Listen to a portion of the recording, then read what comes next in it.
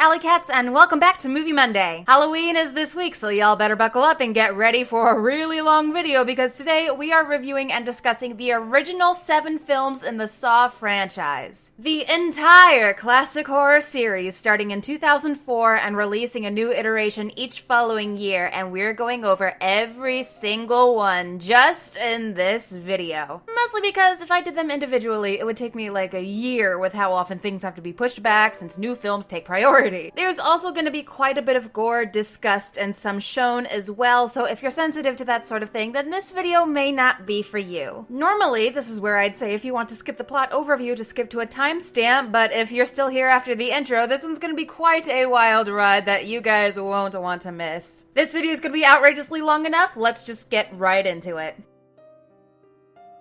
The intro to this series begins with a man named Adam waking up in a bathtub of water and something goes down the drain. Put a pin in that for later. He is chained by the leg to a pipe in an old dirty bathroom along with another man, Dr. Lawrence Gordon, and between them is what appears to be the dead body of someone who shot themselves in the head. Neither of the two living men remember how they got there, and they each find a cassette tape put in their pocket. That's how you know this movie is really old, when cassettes were still a thing. And Dr. Gordon also finds a single bullet and a key in his pocket. The dead man in the middle has a tape player in his hand, which Adam is able to retrieve. Adam's tape is very cryptic, but Gordon's tape says he must kill Adam before 6 on the clock in the bathroom or his wife and daughter will be killed, and he and Adam will be left in the bathroom to die. They listen closer to the tape and hear a faint voice that apparently says, "Follow your heart," with a heart painted on the toilet with what I'm sure is definitely brown paint. So Adam roots through the disgusting toilet bowl and finds nothing, then does the smart thing he should have done first and checks the tank and finds 2 hacksaws. Adam attempts to saw through his chain, which causes the saw to break, so they just immediately give up and don't try to saw through the pipe or the much smaller lock, but okay. Dr. Gordon determines they're intended to use the saws to cut through their feet, and he knows who put them in this literal shithole. We are then treated to a flashback to a group of detectives, David Tapp, Stephen Singh, and Allison Carey, who discover a dead man in a pit of razor wire. They find a tape with the same voice that's on Adam's and Dr. Gordon's tapes that indicates the man was perfectly healthy and sane but still cut himself with a straight razor. So he was kidnapped and had 2 hours to navigate through the pit of razor wire if he wanted to live, though obviously he wasn't successful. The detectives also see there is a small piece of flesh cut from the man's body in the shape of a puzzle piece. And thus the name of Jigsaw was given to this serial killer. Oh, but he technically didn't kill anybody, he just puts them in super dangerous situations where they can very likely die.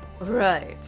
They find another crime scene of a man burnt to a crisp whose tape stated he was poisoned and the antidote was in the safe right in front of him and the combination is written somewhere on the wall in the locked room he was in. But just to make it complicated, the walls are covered in random numbers and he's naked and covered in a highly flammable substance with a candle as his only light source that he has to carry around. And for added overkill, the floor is also covered in broken glass. Obviously, this didn't work out so well for him either, but the detectives find a pen light that belongs to Dr. Gordon. Still in a flashback, we see Dr. Gordon at his hospital discussing a patient named John Kramer with terminal brain cancer. Tapp and Singh arrive to interview him, but Gordon has an alibi, so he's cleared for the murders, but for some reason they allow him to stick around to watch a survivor of a jigsaw trap tell her story about what happened? Because fuck victims' privacy, am I right? The survivor, Amanda, talks about how she woke up tied to a chair with this device on her head. Instead of an audio tape, she is special enough to get a videotape showing a very creepy puppet with the same Jigsaw voice, who informs her the device on her head is like a reverse bear trap that will rip her jaws open and kill her if she doesn't get the key in time from inside the stomach of a dead man in the room. She frees herself from the chair and goes over to the supposedly dead man, who actually isn't dead, and starts to wake up. But Amanda is determined to survive, so she cuts him open anyway and retrieves the key to unlock the device before it can kill her. So basically Jigsaw made her a murderer now? I guess we'll just gloss over that. Tapp mentions Amanda is a drug addict and she insists that this experience helped her. Finally, we go back to the present with Adam and Gordon, and they realize the mirror in the bathroom is a two-way mirror with a camera behind it. The two chit-chat for a while, because when you're chained up in a rundown bathroom with your life in imminent danger, you gotta pass the time somehow, right? Gordon tosses his wallet to Adam to show a picture of his family, but Adam finds it's been replaced by a picture of his wife and daughter tied up and gagged with a note that says X marks the spot, and alludes to needing to turn the lights off to see whatever they're supposed to be looking for. But Adam decides not to tell Gordon about the photo and keeps it for himself? Okay, Adam, you're really weird. And we get another flashback of the last time Gordon saw his family when his daughter comes to wake up mom and dad to say there's a bad man in her room. Gordon puts her back to bed and gets interrupted by his pager, and he suddenly has to leave. He and his wife argue on his way out, and once he leaves, his family is kidnapped by a mysterious person. We then cut back to the present again, where we see the mysterious guy is Zepp, an orderly from Gordon's hospital who is also being spied on by Detective Tapp, who's gone a bit bananas at this point and has become obsessed with solving the Jigsaw case. You know what this means, right? Flashback time! And yet another flashback, Tapp and Singer able to determine Amanda's tape was recorded in an abandoned warehouse where they find Jigsaw's whole setup, including a man strapped to a table with a couple drills pointed at his head. Jigsaw arrives in disguise and quickly activates the trap, so Sing has to root through a whole mess of keys to figure out which one unlocks the restraints, while Tapp has Jigsaw pinned down. Eventually, Sing just shoots the contraption to get it to stop, and Jigsaw slashes at Tapp's throat to make a break for it. Sing chases him, but sets off a tripwire attached to several shotguns mounted on the ceiling, which fire on Sing and kill him.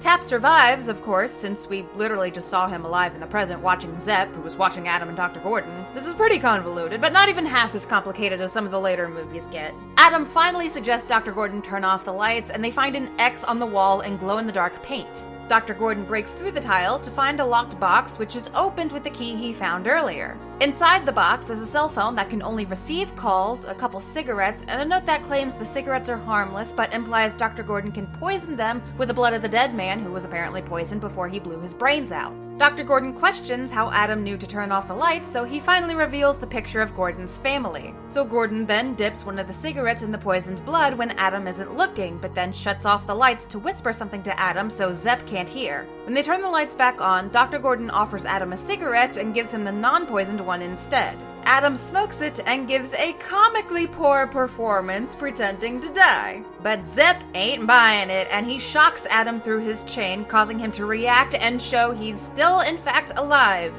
That's the first rule of acting, Adam. You don't break character. But I guess the shock suddenly jogs his memory because he remembers what happened before he was kidnapped, and yep, you guessed it, another flashback to see Adam spying on and taking photos of Dr. Gordon? Then he gets kidnapped shortly after, but it's not really that useful of a scene and shouldn't be any new information to Adam anyways, so it's really just done for the audience's benefit. Dr. Gordon then gets a call on the cell phone from the fam, with Zepp holding the phone to their ears, and Gordon's wife tells him not to trust Adam. So he confronts Adam with this, and he admits he's been taking pictures of Dr. Gordon because his job is basically to stalk rich people having affairs, which Dr. Gordon was with a nurse from the hospital he works at. Adam tells him Tapp was the one paying him to take the pictures, but should've kept it quick with the small talk because it's 6 o'clock, so time is up. Dr. Gordon's wife Allison, not to be confused with Detective Allison Carey, or Allison as in me. God, this feels like grade school all over again. But anyways, she manages to untie herself and attack Zepp when he comes to kill them with Dr. Gordon still on the phone. Detective Tapp is alerted to the commotion and busts in to have a shootout with Zepp, eventually ending in Tapp's death. Allison and her daughter manage to escape, but in hearing all the chaos, Dr. Gordon, in an act of desperation to get to his family, grabs one of the hacksaws and cuts off his foot. Now free from his chains, he crawls over to the dead body to grab the gun and loads it with the bullet he got before. And he insists Adam must die to save his family, so he shoots Adam. Zepp arrives to the bathroom to kill Dr. Gordon, but Adam is still alive and ambushes Zepp, beating him to death with the lid of the toilet tank.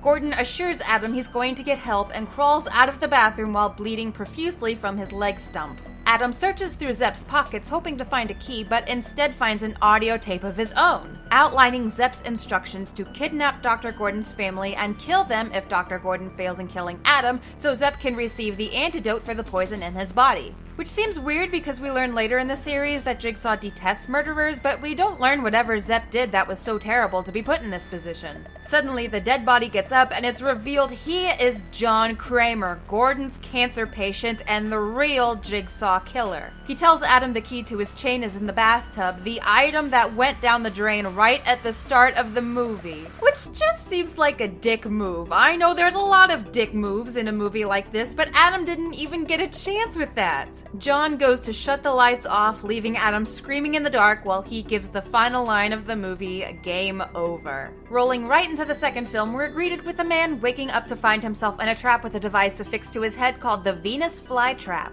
It basically looks like if you cut a bucket in half vertically and stuck a bunch of rusty nails on the inside. Seems like they were trying to match the popularity of the iconic reverse bear trap from the previous movie, and they didn't quite succeed, but it's not a bad attempt. Anyway, we learn the man is an informant, and he's shown a tape of himself unconscious while a limping figure, presumably Jigsaw, places the key for the device behind the guy's eyeball, meaning he has to cut out his own eye to retrieve it. He almost does, but can't muster up the guts to do it, so the timer runs out and the mask clamps shut and kills him. We then meet Detective Eric Matthews as he's picking up his delinquent son Daniel from the police station before he meets up with Detective Carey at the crime scene for that Venus flytrap guy. There's some filler information about Matthews being assigned desk duty after some kind of incident, his wife leaving him, and his affair with Carey. But this video's gonna be long enough, so we ain't got time to go into details for frivolous shit like that.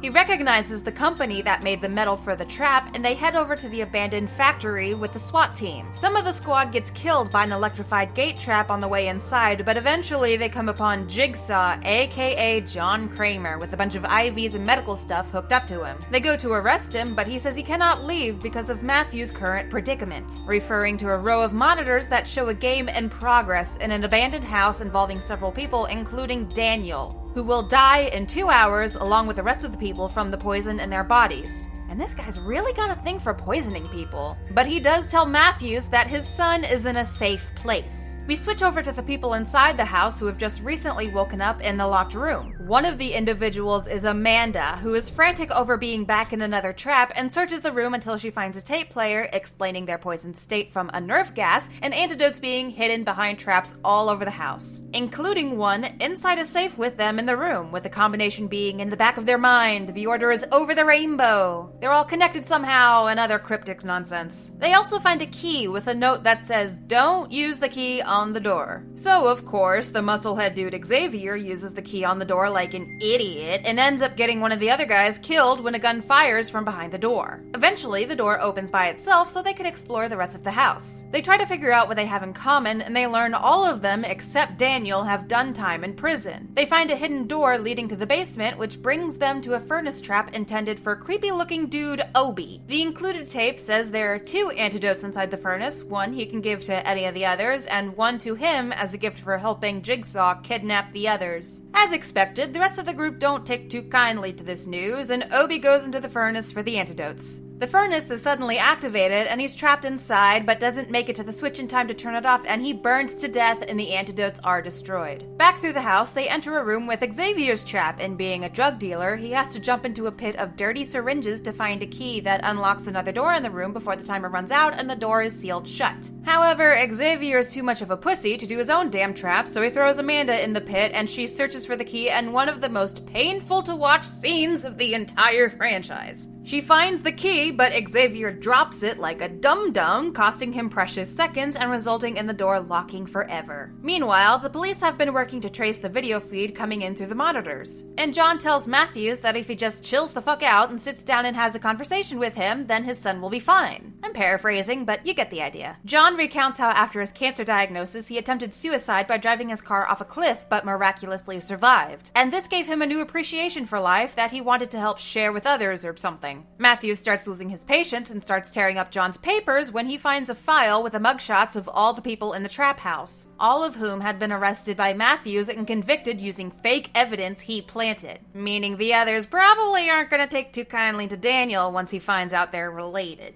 Back with the trap house gang, Xavier goes back to the starting room and examines the body of the dead guy, finding a colored number on the back of his neck, hence the "numbers are in the back of your mind, the order is over the rainbow," yada yada. One of the other guys picks a bad time to stumble in because Xavier kills him to see the number on the back of his neck. I mean, do you really have to go straight to killing? You couldn't have just asked politely or something?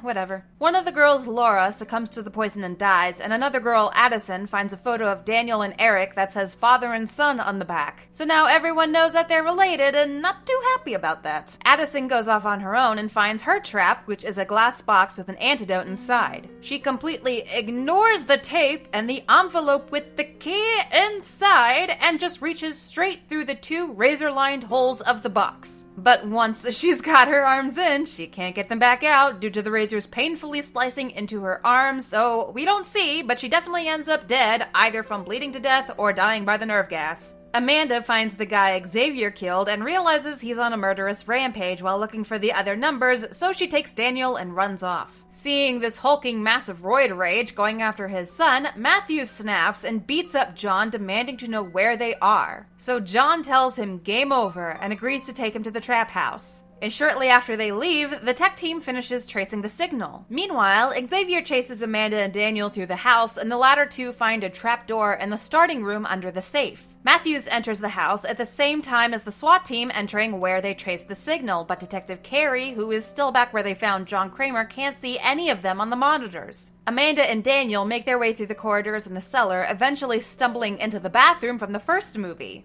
Xavier catches up and is about to kill them, but Amanda tells him he can't read the number on the back of his own neck unless they tell him. So he takes his knife and slices off a chunk of skin on the back of his neck with the number. He then goes for Amanda, but Daniel grabs one of the hacksaws left behind and slices his throat, killing him. The SWAT team finds a room with a bunch of video equipment, and when they hit pause, it stops the video on the monitors Carey is watching, meaning they weren't watching a live feed, and the SWAT team is at the wrong location. Matthews isn't at the wrong place, though, and he notices all the bodies lying around looking a bit decomposed, showing that the events at the trap house had happened a few days beforehand. He makes his way to the Saw 1 bathroom, and a figure with a pig mask jumps out of the bathtub and knocks him out. Back with Carey, the 2-hour timer finally expires and a safe opens in the room, and inside is Daniel, alive and well with an oxygen mask. John said he was in a safe place, right? Get it? He's not just a serial killer, but also a master of puns! Matthews wakes up chained to the pipe with a tape player, but instead of John's voice, it's Amanda proclaiming she is Jigsaw's apprentice and will carry on his work after he dies. She then appears at the bathroom to give the signature game over before closing the door with Eric Matthews trapped inside. Moving on to the third movie, we pick up immediately where we left off, with Matthews locked in the bathroom, but he's too much of a weenie to pull off a Lawrence Gordon and chop off his foot, so instead he takes the toilet tank lid and basically shatters all the bones in his now very squishy foot so he can just slide it right out of the shackle. Ew.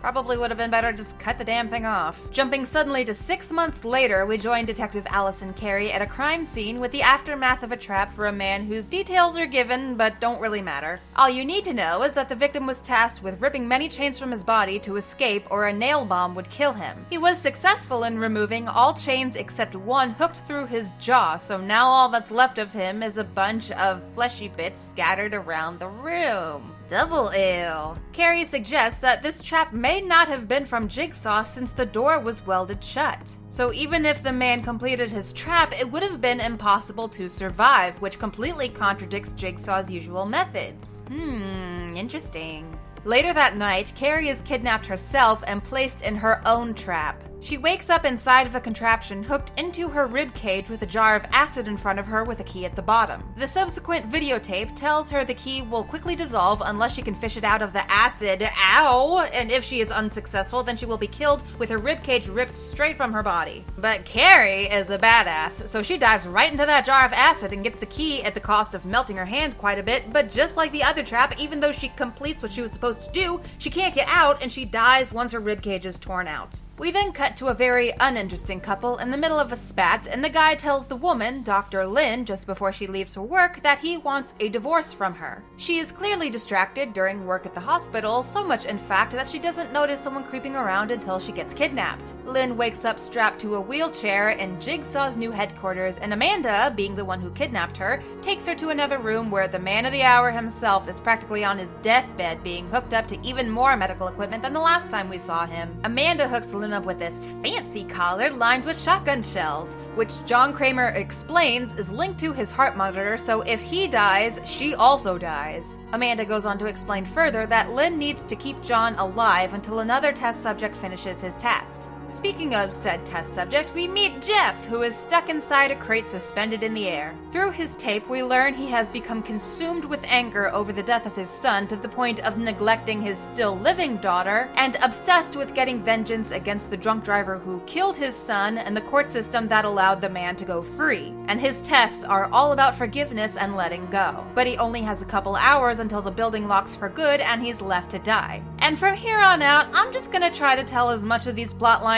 as I can at once, because from here forward the series becomes confusing enough, so having to constantly switch back and forth between plot lines doesn't exactly help. Jeff finds his first test inside a freezer room with a naked lady chained up, and the audio tape says she was the only witness to his son's death, but she ran and refused to testify. She starts getting sprayed down with water, which will cause her to freeze to death if Jeff doesn't help her by getting the key behind some frozen pipes. After some useless complaining that's a big waste of time, Jeff does get the key, ripping off part of his cheek in the process, but he's too late and the lady becomes frozen solid. Should have spent less time being a whiny little bitch, Jeff. His next test is in a room with a giant vat, and chained by the neck on the floor of said vat is the judge that gave the drunk driver such a light sentence. And in order to save him, Jeff must activate a furnace containing a bunch of his son's old possessions, which will leave only the key to save the judge. Otherwise, the judge will drown in liquefied, rotting pig corpses. Ugh, triple ew. Jeff apparently didn't learn anything from the freezer room because, again, he stands there for several minutes wasting valuable time bitching at the judge who is getting rancid pig guts spilled all over him. But Jeff does painfully, slowly make his way over to the furnace and burns all the toys and stuff, leaving just the key.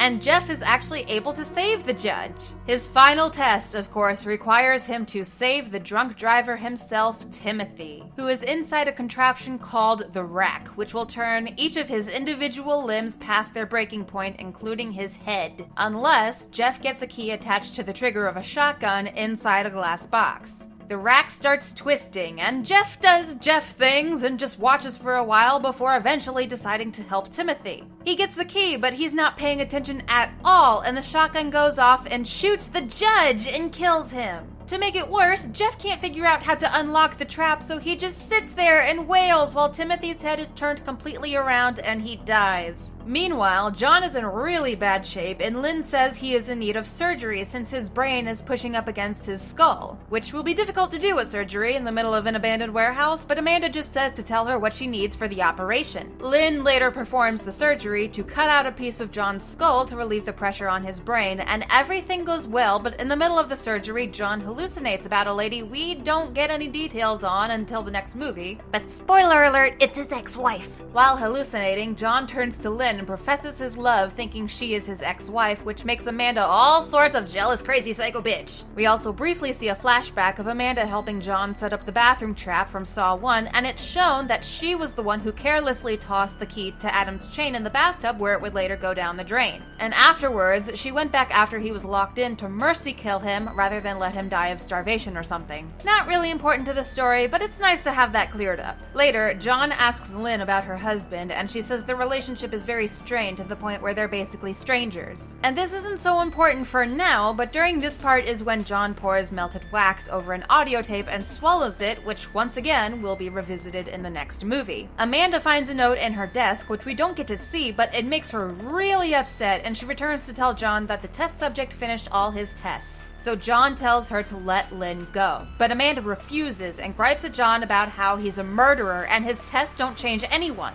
I mean, yeah, she's not wrong, but this isn't the best time while she's swinging a gun around. John tries to calm her down and says if she fails, they all fail, but she is having none of it. Elsewhere, the two plot lines finally join together when Jeff finds a box with a gun and a note that says it's his last chance. And as he proceeds through the end of the building, he actually arrives at the operating room where John, Lynn, and Amanda are, right as Amanda shoots Lynn in the back, and John tells her she just murdered Jeff's wife. Turns out the man we saw Lynn with at the beginning was just a guy she's having an affair with, and when he asked for a divorce, he really meant he wanted Lynn to divorce Jeff, since their relationship had crumbled after the death of their son. Jeff then shoots Amanda in the neck, and as she bleeds out, John explains that this was Amanda's test all along to keep Lynn alive, because she had been setting up the traps that were impossible to win, making her a murderer, and of course, Jigsaw detests murderers. Barf. John tells her game over as she dies, and now Jeff turns the gun on him. Lynn is clinging to life as John tells Jeff he can get help for her and call an ambulance. And all Jeff has to do is forgive him, which was the whole point of all his tests in the first place. But Jeff hasn't learned shit and cuts John's throat with a circular saw. At the last second before he dies, John plays a tape that tells Jeff he has failed and that his daughter was kidnapped and locked in a room with limited air, and only John knew the location.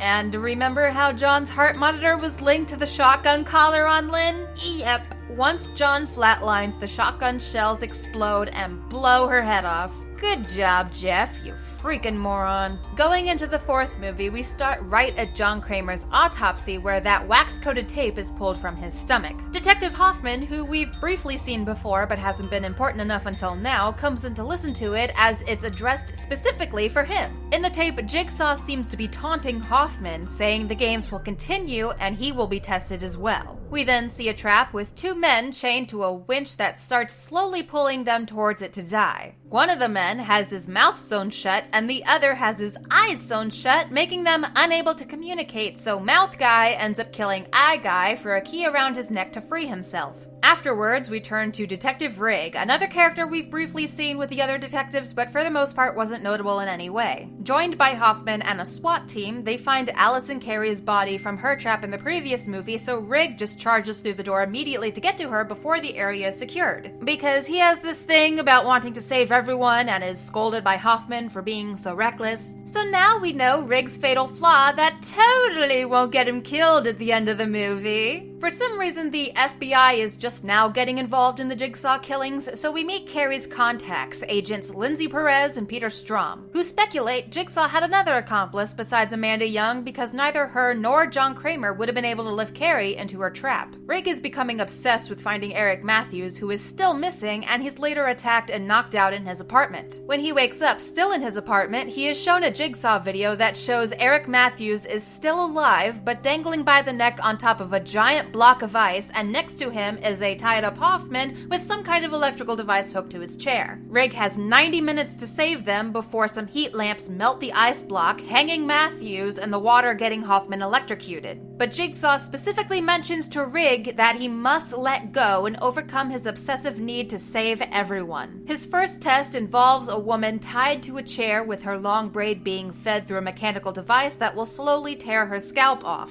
Jigsaw informs Rigg via another tape that this woman is a prostitute and it's not his job to save her, instructing him to walk away. But nobody ever does what they're told in these movies. So Rigg does go to save her, which activates the device. He's able to stop it after she gets partially scalped and goes to get some rags, but when he comes back, the lady attacks him with a knife. He subdues her and finds her own tape telling her that if Rigg is successful in saving her, then he will arrest her because he's a cop, so she must kill him. He finds a box with 2 keys and a note saying one key will save a life and another will take a life. Later, the FBI gets reports of some shit going down at Rigg's apartment where they find all sorts of evidence suggesting that Rigg may be the other Jigsaw accomplice. And they basically spend the entire movie following a few steps behind him wherever he goes, showing up after he's left. And again, I'm just gonna get each plotline out of the way at once instead of hopping back and forth all the time. They go to meet with John's ex-wife Jill at her drug clinic looking for some answers since her photo was one of many planted at Rigg's apartment. They take her back to the station and interrogate her, but she denies any involvement with John's little side hobby. And in a flashback, we see that while they were still together, they were gonna have a baby to be named Gideon. But an incident occurs at her clinic when a druggie named Cecil attempts to to rob the place after hours and accidentally slams a door against her belly, causing her to miscarry. Which also helps trigger John's ideology that people can only help themselves and can't be helped by others, and John builds his first trap to put Cecil in by making him shove his face through a bunch of knives. Everyone's gotta start somewhere. But the trap falls apart, though Cecil dies anyway by falling into a cluster of razor wire, which gives John inspiration for a trap we saw in the first movie. Later, at one of the trap locations, Strom and Perez find one of the creepy Billy dolls arranged in a chair, but when Perez gets too close, it explodes in her face and she's severely injured and later reported dead. Strom realizes the first building John had as an engineer was named Gideon after his unborn son, so he goes there and finds a keychain with a photo of the family of Lynn and Jeff? You thought we were done with these fuckers, didn't you? Oh, nope. Strom tails Jeff and enters the operating room immediately following the end of Saw 3, right after Amanda, John, and Lynn are killed. But wait, didn't this movie start with John's autopsy?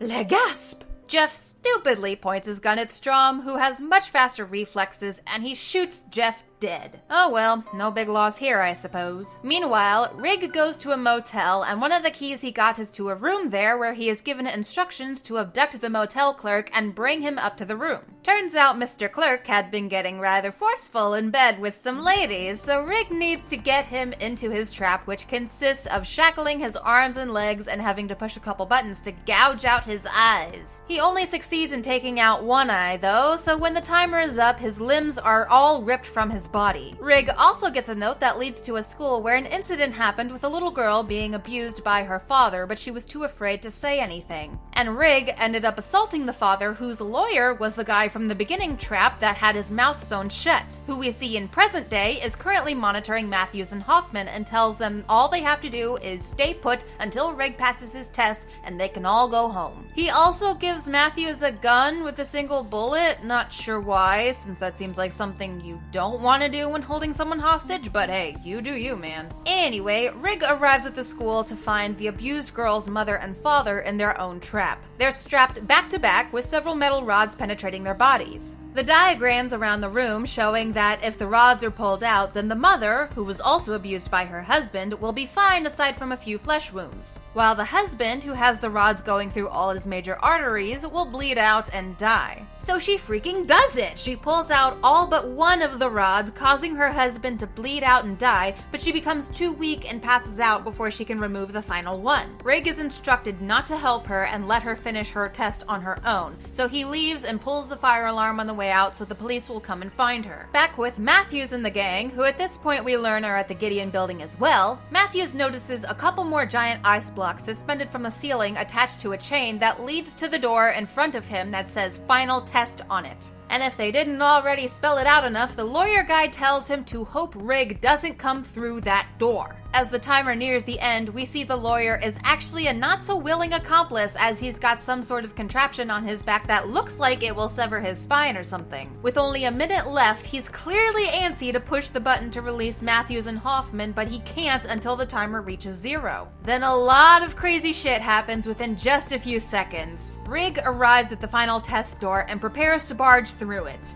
Matthews shoots at him through the glass on the door to try to stop him, but Rigg charges through anyway, triggering the other two giant ice blocks to come down and crush Matthews' head, sending water towards Hoffman with a whole bunch of electrical noises. And Rigg also shoots the lawyer guy. Both Rigg and the lawyer guy are bleeding out, having both been shot in the chest, when the lawyer reaches for something. Rigg, assuming it's a gun, shoots him in the head. But if you weren't so damn trigger-happy, Rigg, it's just another damn tape telling him he failed his test and it's his fault Matthews died because he couldn't let go of his obsession. Which is a little confusing because, yeah, Jigsaw is telling him the entire time he can't save everyone, but he very heavily implies at the beginning that Matthews and Hoffman would have died anyway if Rigg didn't make it there in time. Getting some very mixed signals here, dude. Suddenly, as the tape ends, the real Jigsaw apprentice is revealed, a completely not crispy Detective Hoffman, and we're shown he's the one that kidnapped Carrie and put her in the trap Amanda designed. And he also wrote the note to Amanda that she found towards the end of the third movie, which made her really upset, but we still don't get to see what it says. Hoffman gives Rigg a game over and leaves him to die, then goes to the operating room where Strom still is and locks him inside. We are then brought all the way back to the scene from the beginning at the morgue, meaning pretty much the entire film was one huge flashback.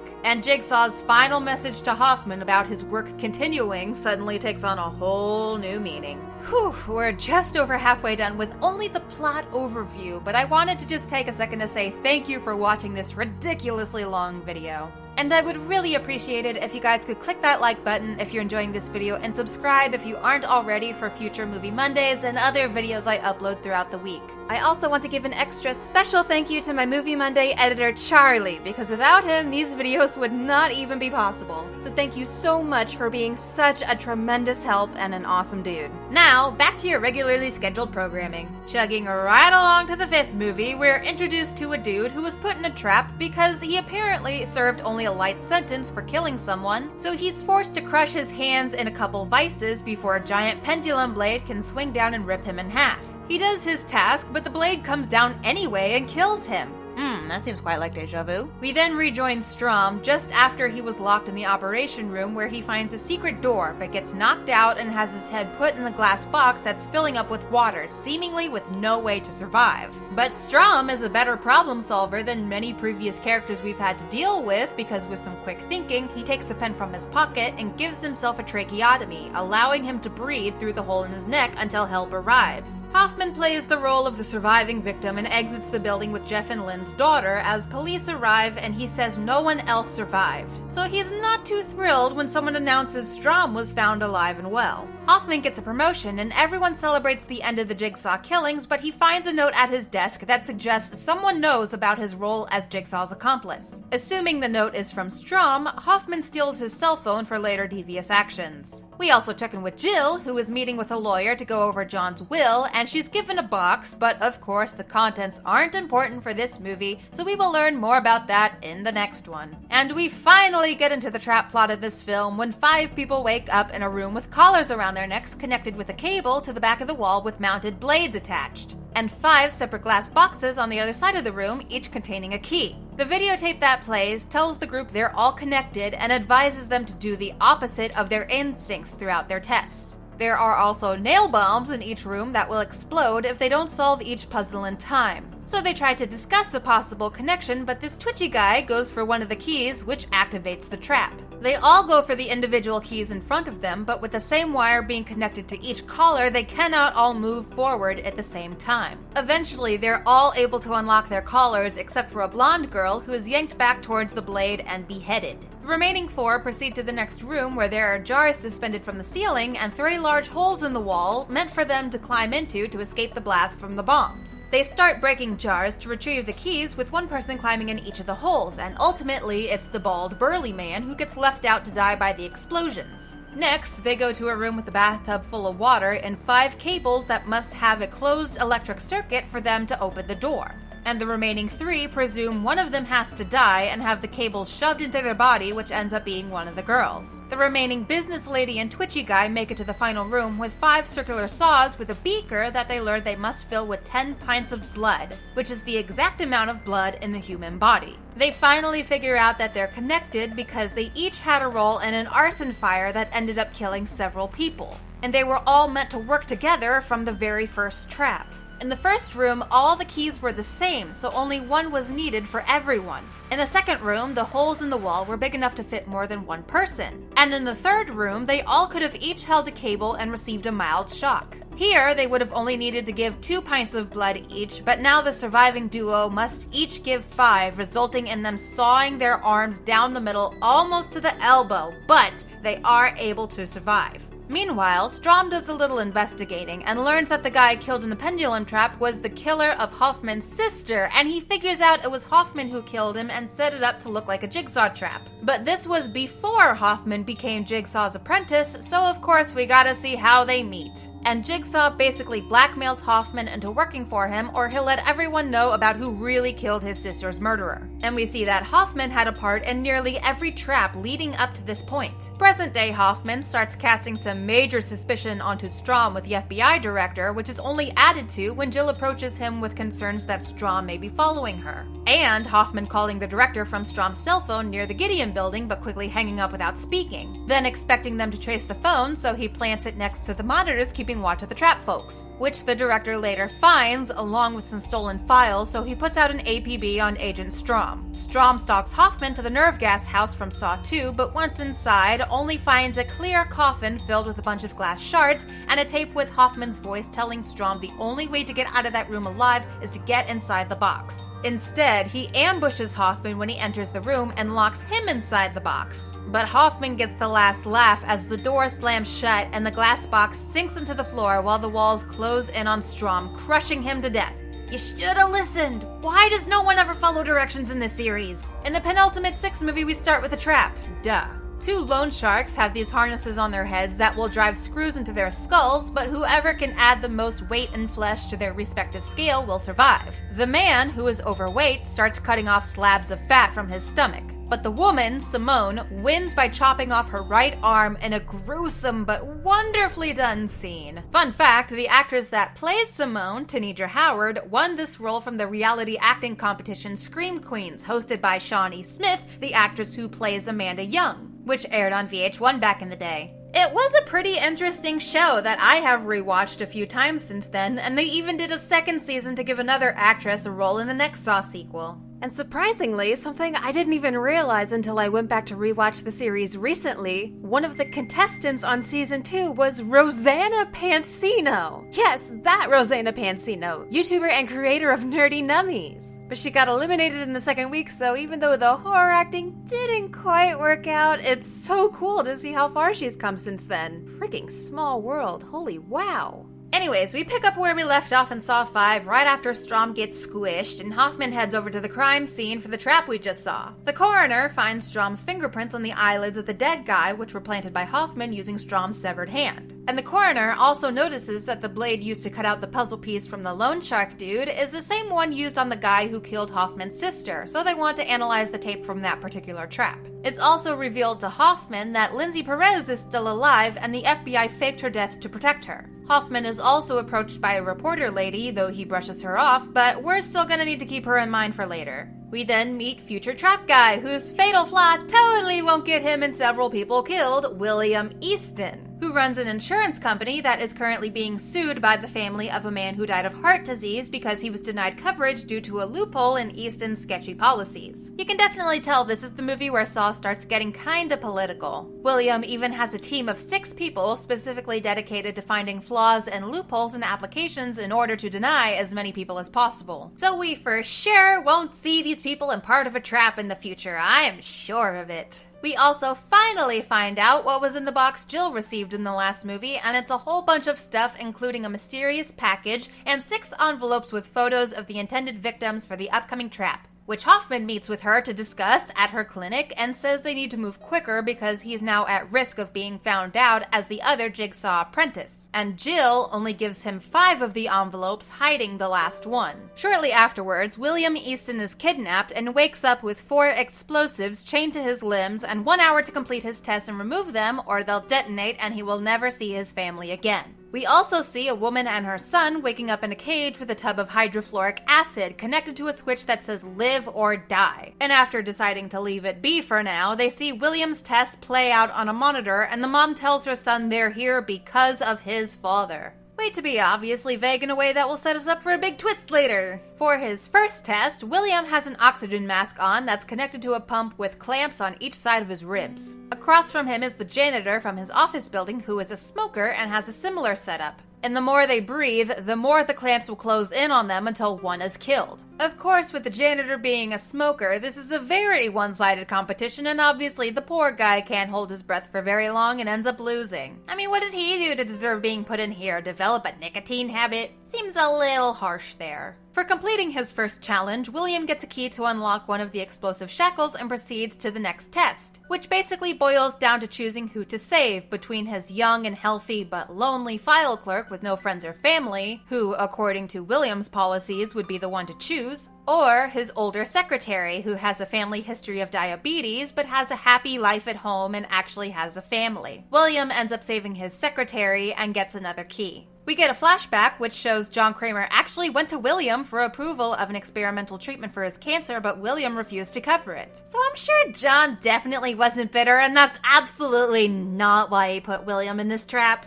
We also see the reporter lady trying to get some information out of Jill, but she is about as open as Hoffman, and as the reporter lady leaves, she gets kidnapped and ends up in a cage as well near the mom and son. Jill also takes that mysterious package to a hospital and drops it through the mail slot of an office door, but this being Saw, you already know that little side plot won't be touched on again until the next movie. So we check back with William for his third test in a room where he has to help his lawyer navigate through a maze of steam pipes before a device strapped to her body shoots a large spike through her head. But all is moot when she reaches the end of the maze, only to learn that the key to remove the device has been surgically placed inside William. So she goes crazy with a buzzsaw, though William is able to fend her off long enough for the timer to run out and the contraption to kill her. But he still gets another key for his efforts. His last test is a shotgun carousel trap with all 6 of his special team members chained to the carousel as it spins, each of them stopping in front of a shotgun that will fire and kill each person unless William puts his hand into a device that will drive a spike through it.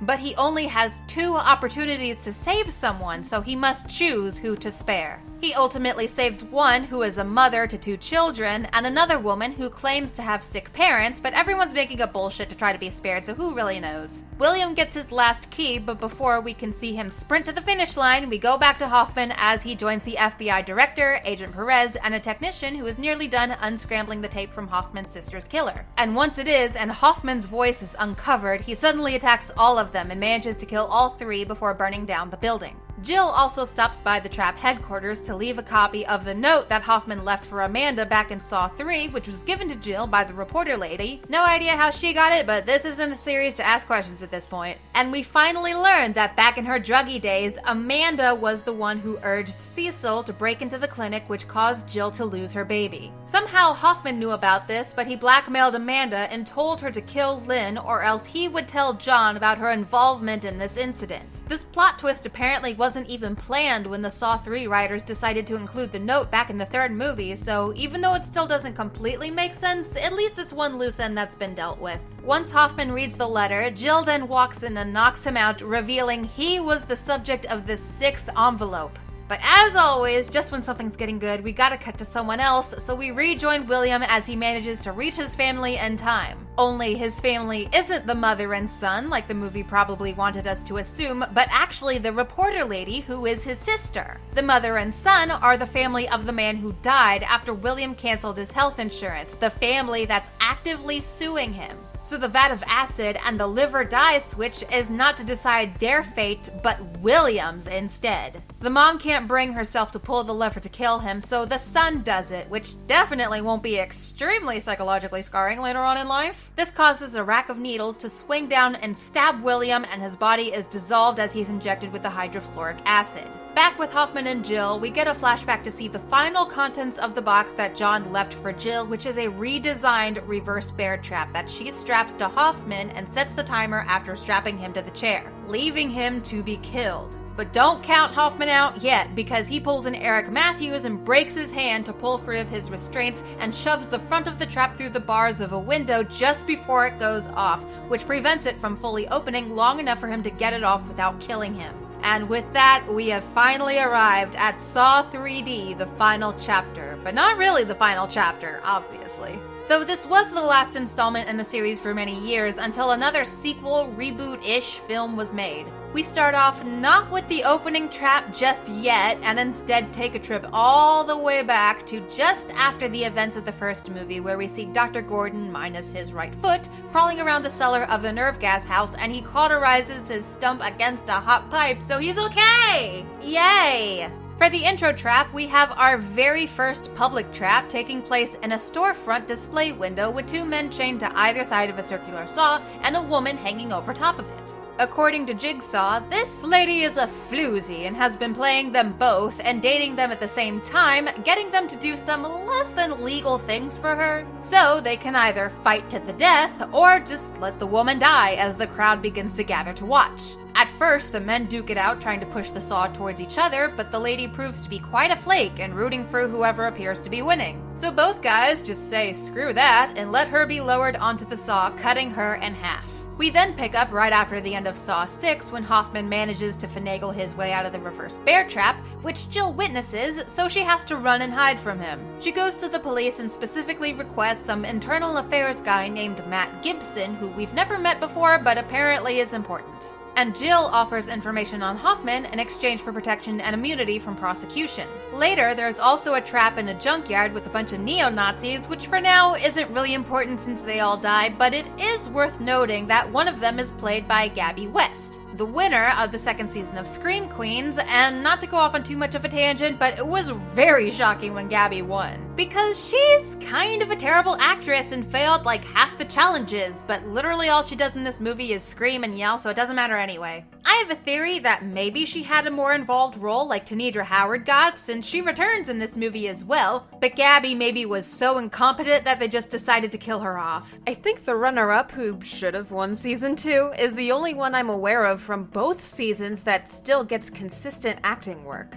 Another of the skinheads was played by Chester Bennington, the late singer of Linkin Park. A little weird to see him pop up here, but it's a nice surprise. Rest in peace, my man. But all of them are killed, so this trap doesn't matter aside from reasons we'll get to later. Hoffman sends Gibson a message threatening to kill everyone unless they hand over Jill, so they put her in a super secured jail cell to protect her. We also meet Bobby Dagan, a man who supposedly survived a jigsaw trap by placing 2 hooks through his chest and hoisting himself up onto a platform to free himself, and wrote a book about it and became all famous. He later hosts a support group for other jigsaw survivors attended by many characters we've seen over the course of this series, including, dun dun dun, Lawrence Gordon, who has now become very menacing and just a tad psychotic. After the meeting, Bobby is kidnapped to obviously be this movie's trap character because he actually faked the story about surviving a trap before. And his publicist, lawyer, and best friend all know the truth but have been helping him push his lie.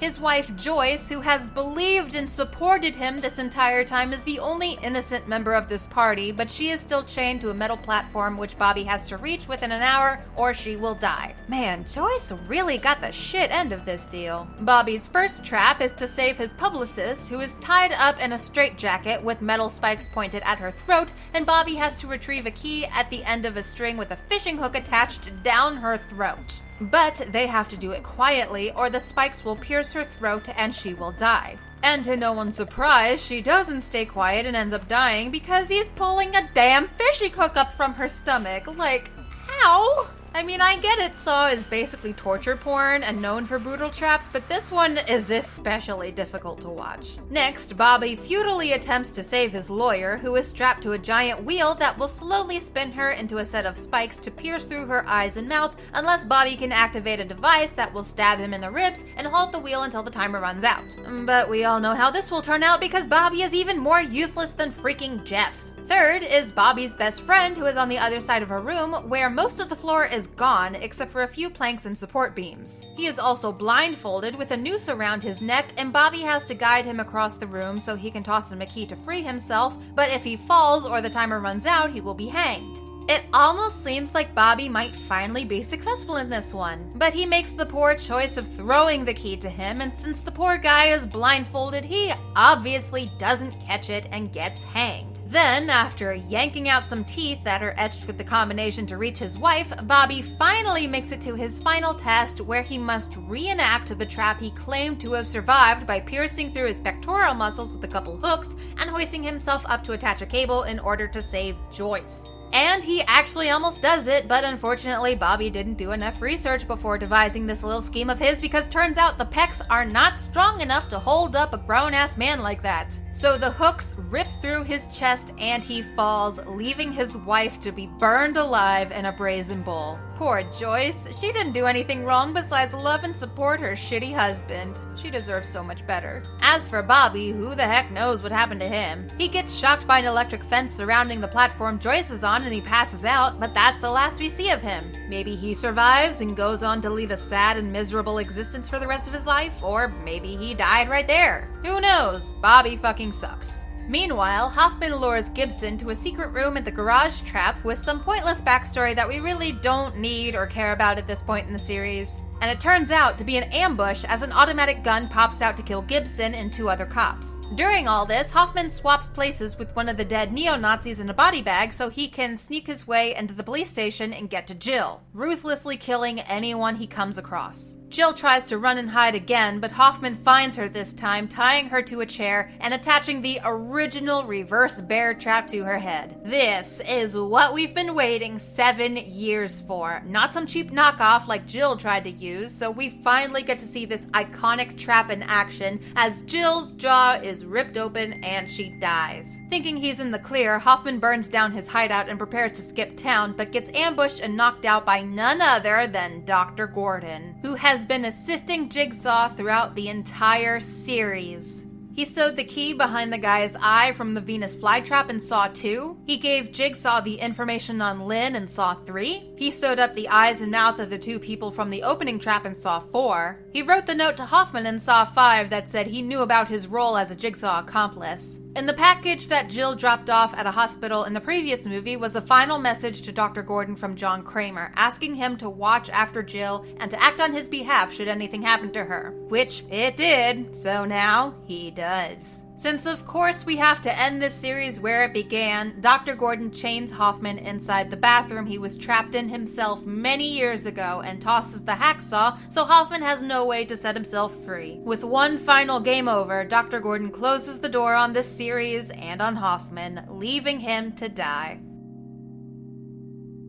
From a critical standpoint, Saw has never really been considered top tier, but even so, it had a massive impact on the horror genre. And despite the original being rather low budget compared to most theatrical films, it became a classic in its own right. There were many filmgoers, including myself, who became oddly fascinated with these movies that pushed the limits with the intense gore and insane traps. It was rather sad to see the series end for a while, since it almost became synonymous with Halloween because the studio released one movie every year around Halloween for 7 years straight. So once I was old enough, it was almost tradition for me to go to the theaters and see the newest iteration in the franchise. The earlier films were lighter on the gore and didn't focus directly on it, largely due to having such a low budget starting out that they couldn't make super intricate prosthetics and stuff, but that still helped with the suspense and tension. For example, in the first movie, focusing on Dr. Gordon's face and his desperate manic expression as he's sawing off his foot rather than a close-up of the foot actually being cut off. But later films became full-on torture porn, and cinematography and characters kind of became more secondary. And the further the franchise went on, the more it seemed to have forgotten its roots.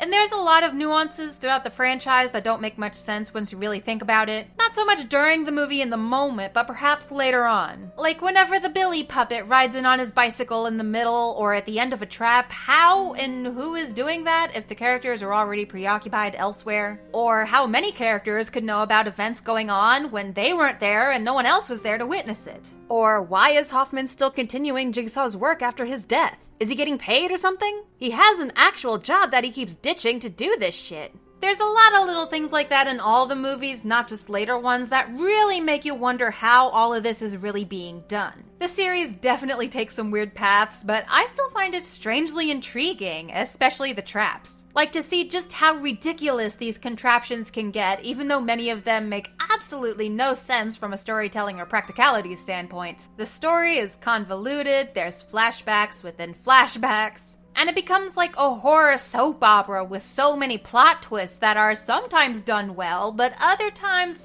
not so much. I have a vast array of thoughts on the different movies. Some are critically done better than others, but might not be my favorites, while some technically are pretty terrible, but personally I still enjoy them as a fan of the series. But then there's some that just all around suck. They're bad and I just hate them. The third film in the series, as annoying as Jeff is, I like how it deals with more emotional turmoil rather than purely physical. And it also has some of my favorite traps like the angel trap and the rack. But Jeff, still being as irritating and obnoxious as he is, still brings my overall opinion of that movie down quite a bit. The fourth film is around when they started getting into more CGI gore, and it goes about as well as expected. Later effects become even more cheesy and fake looking. The final chapter even has pink blood and super cheesy and cliche 3D. But at least the series seems to stop taking itself so seriously by that point. For me, in terms of overall quality and enjoyment, the series goes in sort of a U-shape. It starts off well, of course. The cinematography and practical effects make for a very suspenseful and decently made film. But once it gets to the fourth movie, that's where the series hits an all-time low. It's neither enjoyable nor made well, though as it goes on from there, the movie begins entering more soap opera territory, also leaning very heavily on fan service and the it's so bad it's good sort of style, which normally I don't have great opinions of, but it can work for films like this. And surprisingly, at least on my opinion, the series manages to finish off on somewhat of a high note. There's a lot of smaller aspects that could use some tweaking, the nuances I mentioned before that seem to be an afterthought and done only to add more spook factor or plot convenience despite not really making a ton of sense.